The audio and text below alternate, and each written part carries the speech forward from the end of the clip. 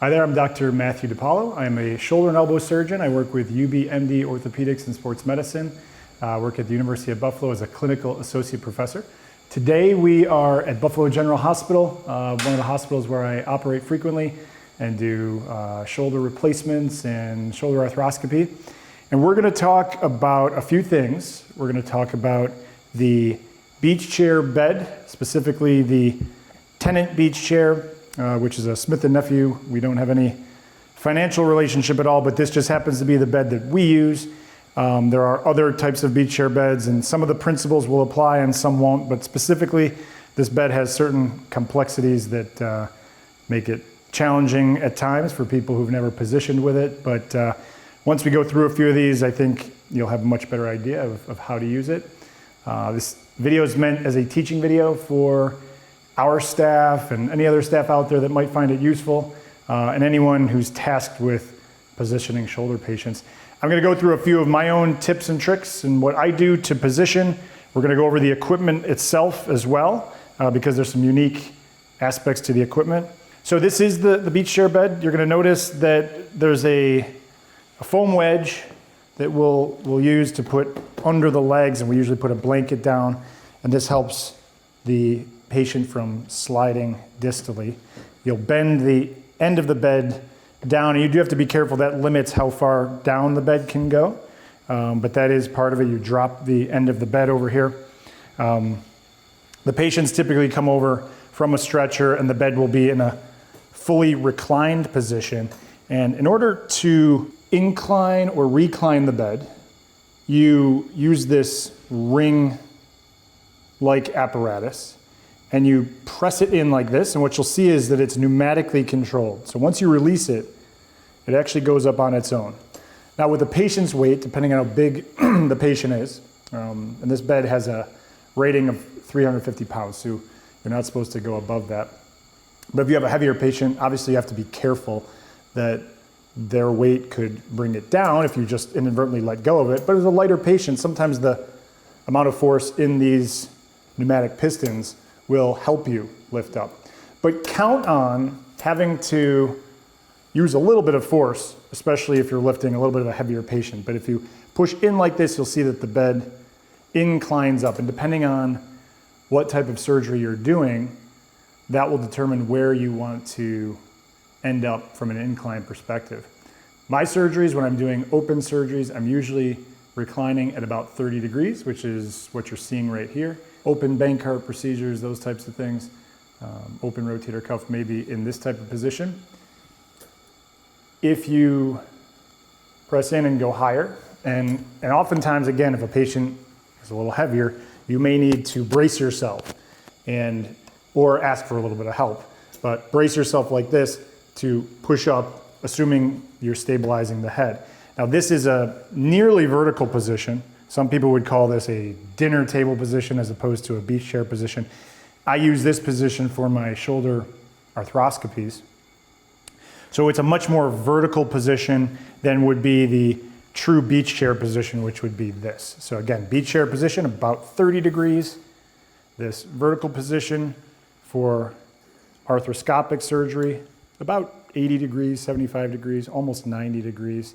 And the big distinction, for me at least, open surgeries tend to be more in this relaxed beach chair position, whereas the arthroscopic tend to be more of the vertical position. So that's the first trick for this bed. Now what you're going to notice is that there's 3 different areas to adjust, 3 different screws that will adjust the headpiece. This is one of the more confusing aspects of this bed, but it does allow a lot of versatility. Now occasionally, if someone is putting this bed together that is not familiar with it, they will put the headrest on incorrectly. So I'm going to show you the incorrect way of putting it on.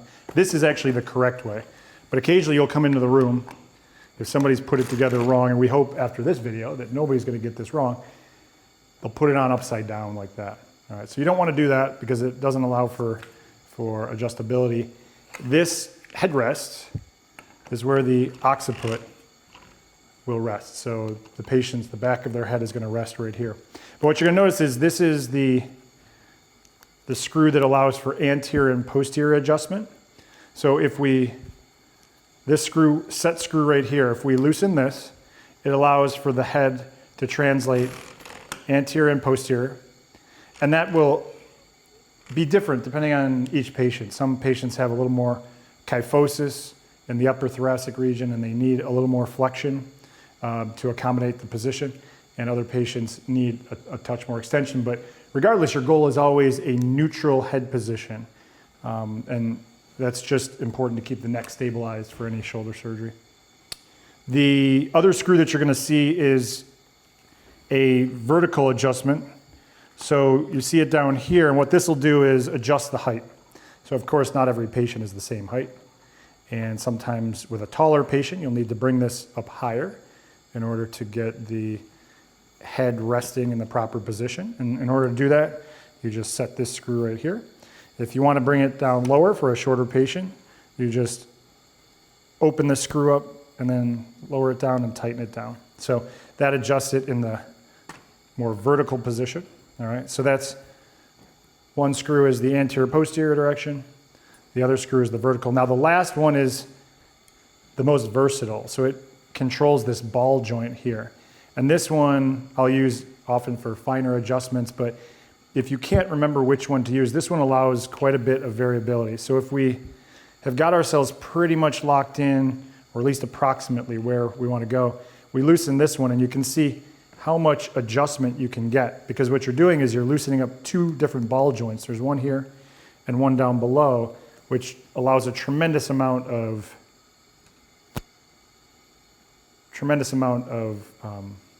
variability in where we can position the head. So you can see how you can angle, and sometimes if you're trying to achieve a sort of a cradling of the occiput, you want to angle it a little bit up, and sometimes you need to adjust it back depending on each person's anatomy and the shape of the back of their head. So this one I find probably the most useful. But all the while when you're doing this, you want an assistant to make sure that they're stabilizing the head in a neutral position. And then you adjust the bed to that, okay? There's a white foam headpiece. It's a sort of a face mask. So we've got our trusty research assistant here, Mary. She is helping us demonstrate. She's, for the good of teaching and education, she volunteered to help us. We're going to adjust. Mary is not the tallest. She'll be the first to admit that. So what we're doing is adjusting the headpiece pretty low for her, all right? And she's going to demonstrate, thankfully she's not claustrophobic, but she's going to demonstrate the face mask, okay? So normally there'd be an ET tube coming out, but the face mask goes on. If you notice, there's sort of a triangular shape to it. The smaller portion goes near the chin, and the upper portion across the forehead. And there are these 4 buckles, and they clip in to the corresponding side here. And I'm not going to hold it on that long for her, just for the sake of her comfort. But if you notice, you clip in each of these to the buckles here, and you can bring it across the front. And then once you get the buckles all set, you tighten the straps up so that her head is secure. So we'll spare her the entire setup, but thank you, Mary, for helping us there. She's in this upright position. You know, her weight's going to want to slide forward, but the pillow is helping keep her from slide forward. Now, I always tell this story about the thing I look for every time I come in a room, if a patient's being set up before I'm in there, is have you put a safety belt on the patient? And there's room for, you can get multiple safety straps here. We've got 2 right here, and they come across and they have Velcro. But my mom used to have us clean the bathroom when I was a kid. She wasn't mean. It would only be once in a while, but she used to tell us that if we didn't make the faucet shine, she was going to check she was going to check the faucet, and if the faucet wasn't completely shiny, she would know that we hadn't paid attention to everything else in the bathroom. And for me, the safety strap is the faucet. So if I come in a room and I don't see a strap on the patient. That should be the first thing that should be done when a patient is put on the bed, is that the patient is strapped. Even if you have to take it off to move the patient, you should always have the patient strapped, because that's a never event. You never want anyone to slip or fall off a bed. That would be obviously a big time problem. So safety straps first, that's first and foremost.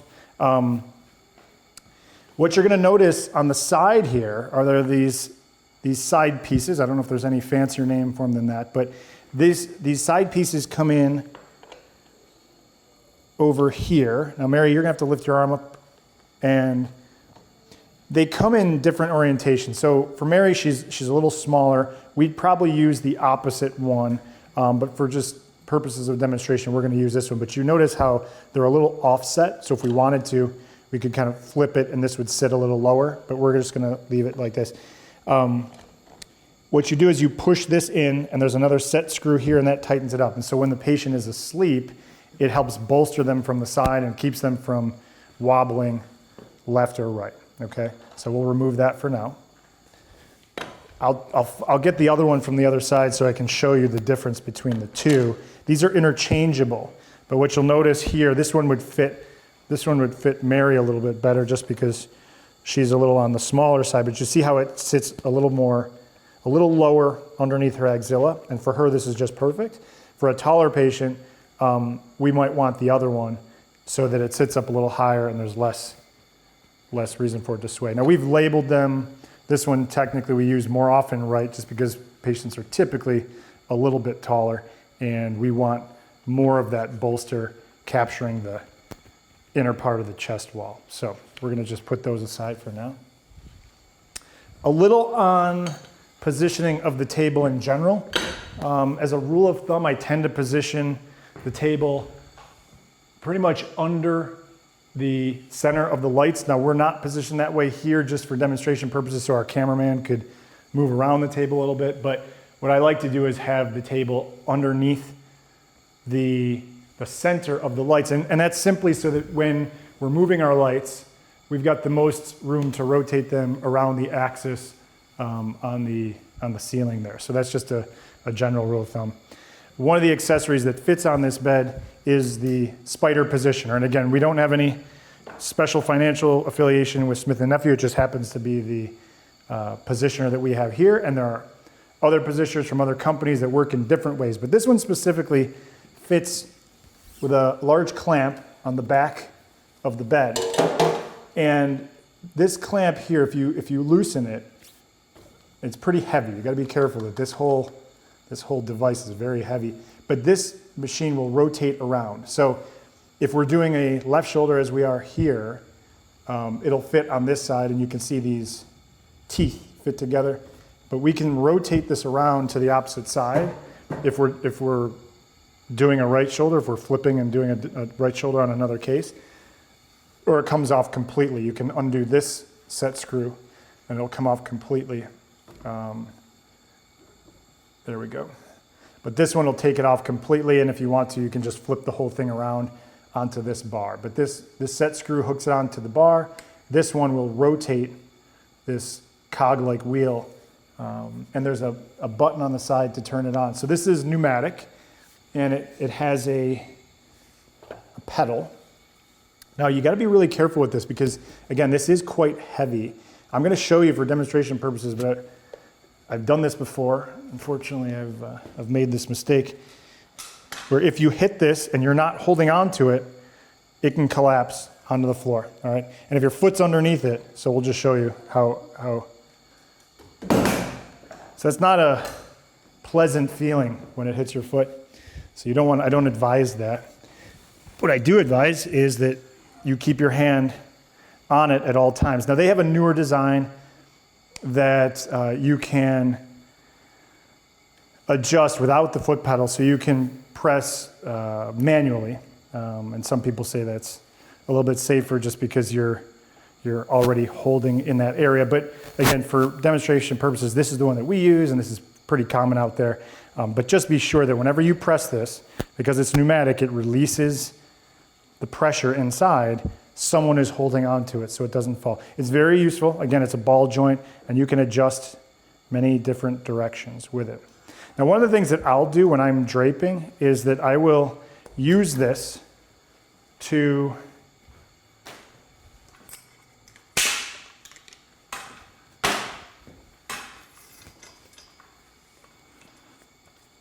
hold the stand, okay? So we'll hang the arm from this stand, all right? And I'll demonstrate that in just a second, but what can happen is the arm will want to pull. This is a nice sturdy one, but sometimes you have these stands that aren't quite as sturdy as this one. They'll want to drift this direction. And one of the little tricks I use is that I'll use the spider arm to hold it and keep it from drifting in. All right, that's just a little trick. Speaking of the arm, this is what I use to hold the operative arm when we're prepping and draping. It's just a simple stirrup. I like it better than the finger trap. Some people will use a finger trap, but I like this. And it usually comes with a ring, okay? So I take the ring off completely, usually put it in my pocket or give it to somebody. And what you're left with is these two D-shaped rings. And what you do is you create a slip knot. Now this is usually a point of confusion because people haven't seen it before, but it's not that hard once you get used to it. So what you do is you take your finger here and you pull a loop through one of the D-rings, okay? So now you have a small loop on top, all right, just like that. And then you have the two loops down here. All right, once you straighten those out, Mary's gonna help us demonstrate how we put the arm up. But we're gonna do that one more time because people get a little confused with that. Again, it's just a slip knot. And all you're doing, you've got two D-rings right here. And you're gonna feed, you just pinch this. So pinch a little bit of it in the one finger, pass it through.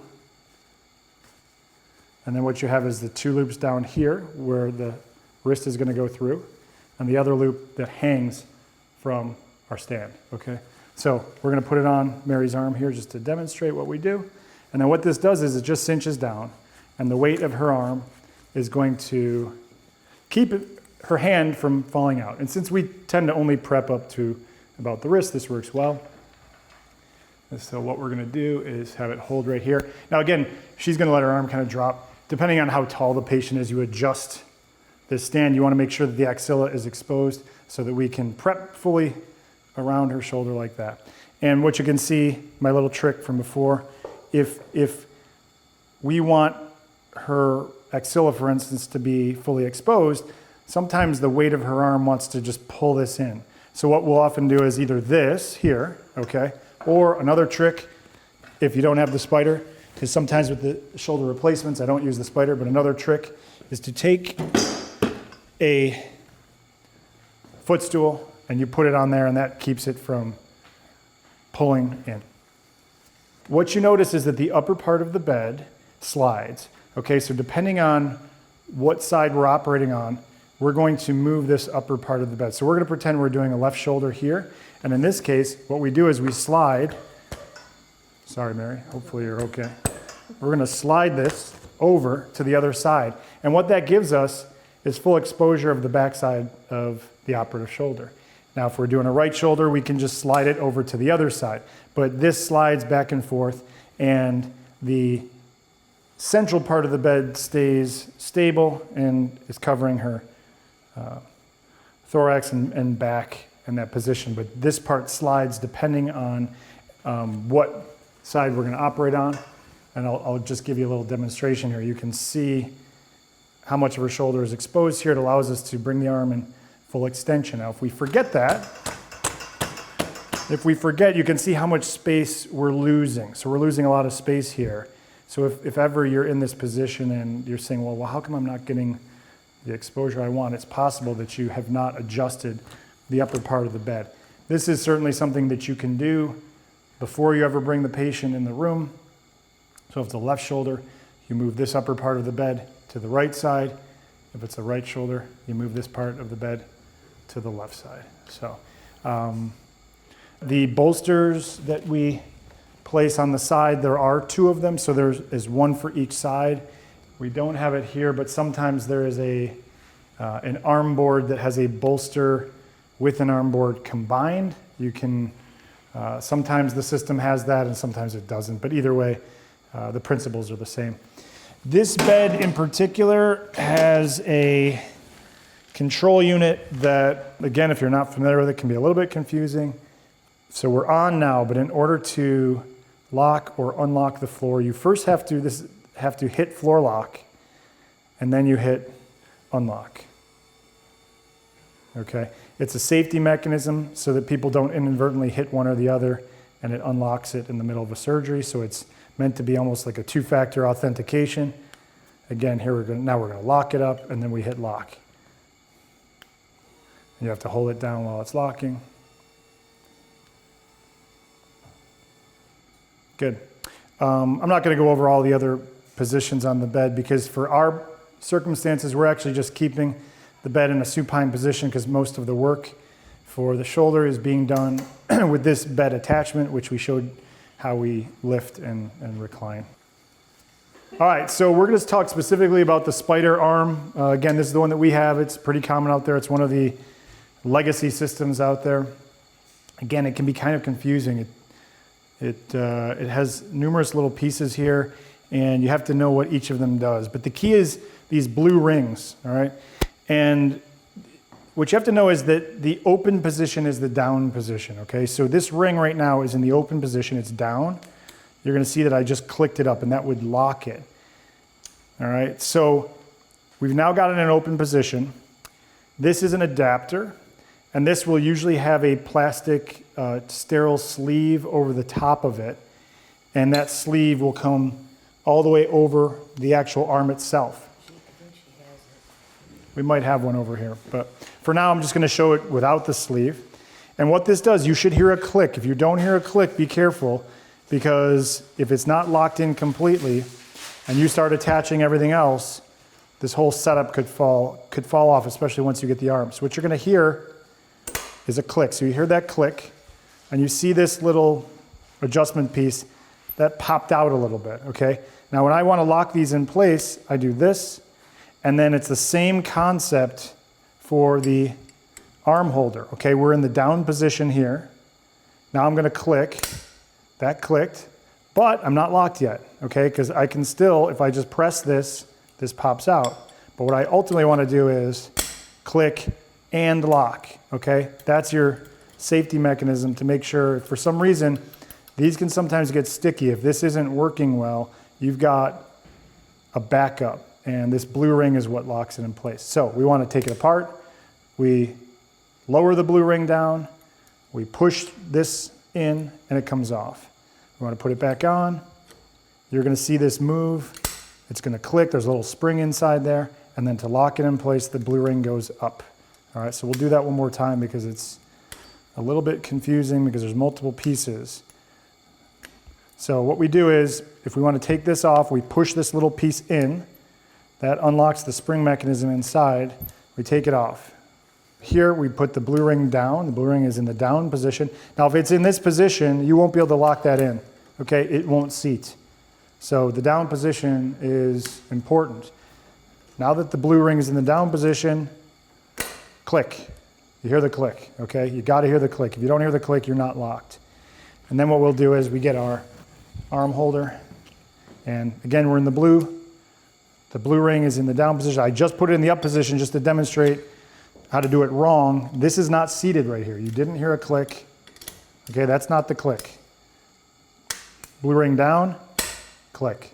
All right, that's a much more distinct sound. Now you're ready to push it up and lock it in place, okay? So when we're positioning, we then bring this approximately to where the arm is, and then we would have, we don't have the sterile pack here, do we? We might. So it comes in a little package that looks like this. Everything is bound up together. And this is this plastic sleeve that we talked about. And what you actually have to do is, you'll do this sterilely, okay? But you put it all the way through the sterile sleeve.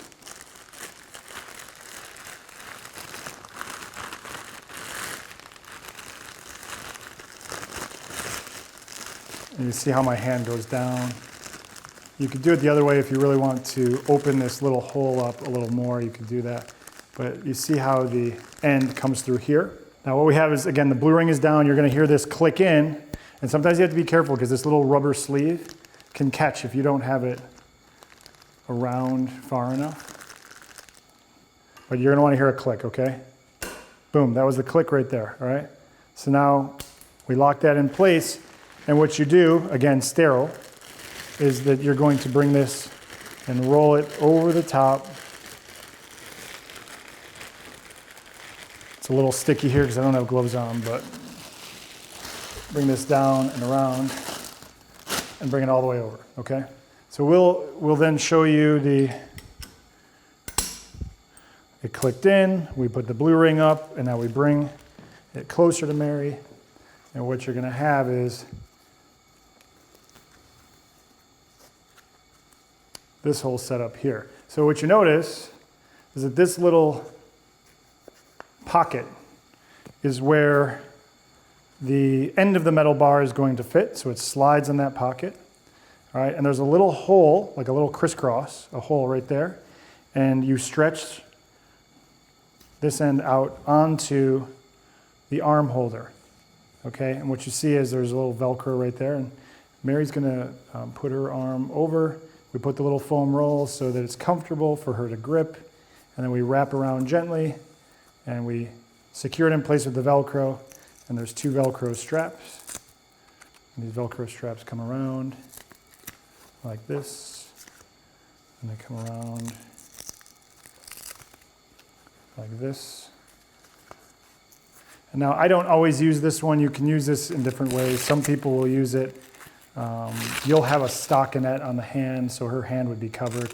Some people use this to come around like this. Some people use it to come around the back. And then you have this other Velcro piece to help hold it in place.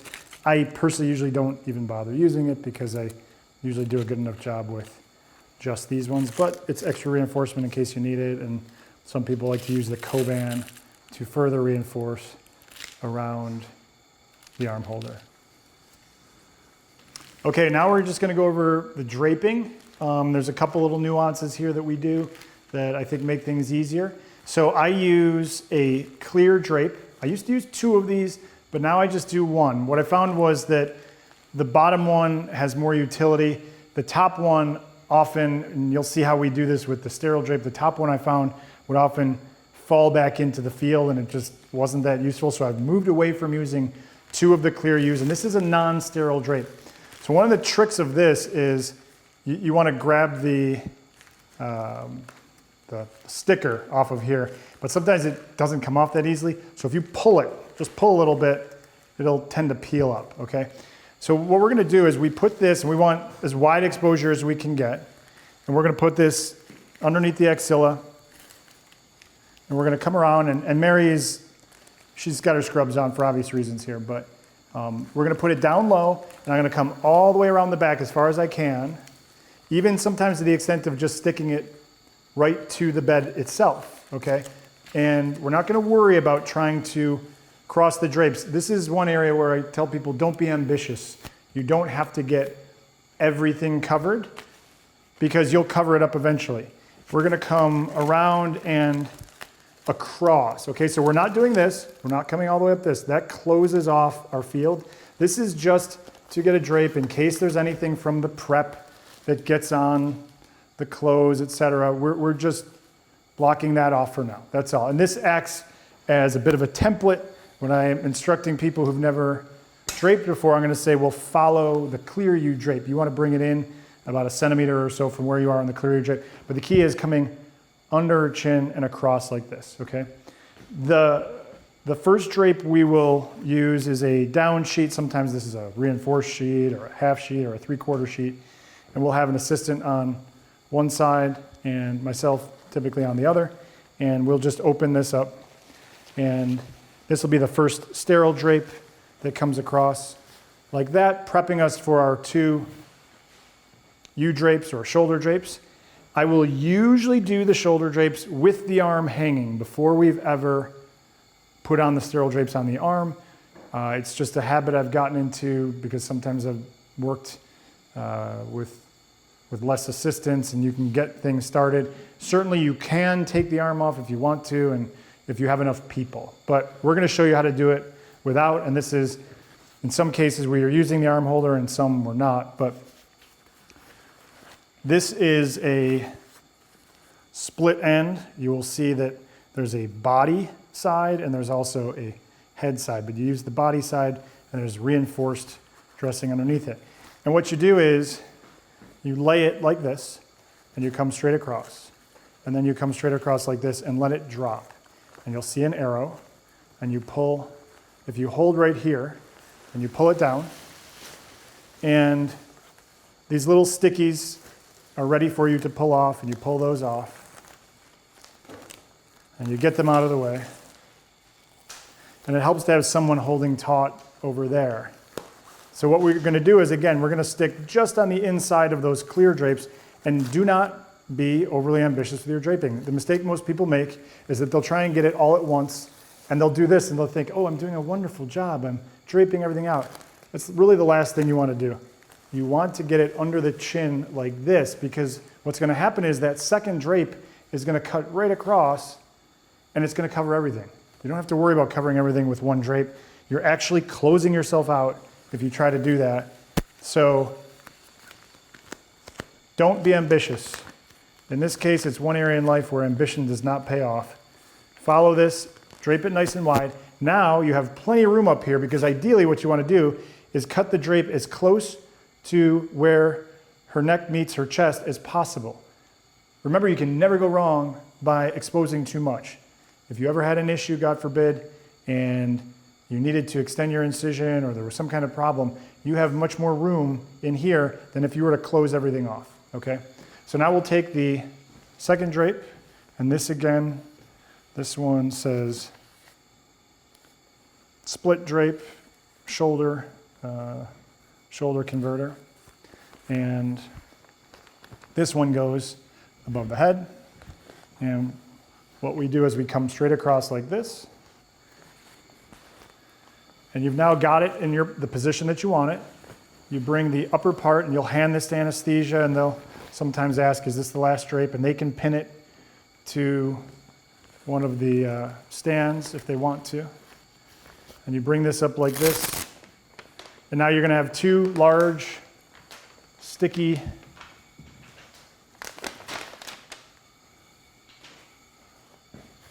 papers to pull over to the side. And what you do is you hold it here. Now one of the things that can go wrong is this can fold on itself.